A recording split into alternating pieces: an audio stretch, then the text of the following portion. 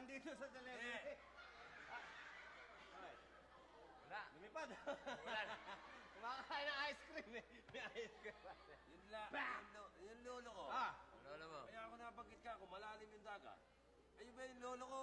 Palagay ko sa mga dami-dami na pinag-usapan natin tungkol sa mga lolo, nalilagi nun yung niluluma yung lolo ko. Ngayon, hindi nyo na maluluma yung lolo ko. Bakit? Yung lolo ko, magaling sumisid sa ilalim ng dagat. Ang lolo ko'y nakakatagal ng isang araw. Sa ilalim ng dagat, hindi umaahon, hindi gumagamit ng kahit anong aparato para makahinga. Ganon katindi yung lolo ko sa Ang tigas pagsisid. talaga ng ulo nito sa lolo niya. Sinabi niyo na naman binatbat ang lolo mo sa lolo ko eh. Bakit? Yung lolo mo isang araw lang. Ang lolo ko, pagka yan, sumisid sa ilalim ng dagat, 1 linggo bago umahon.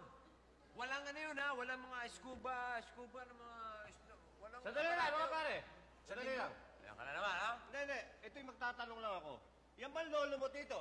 At lolo mo, Vic?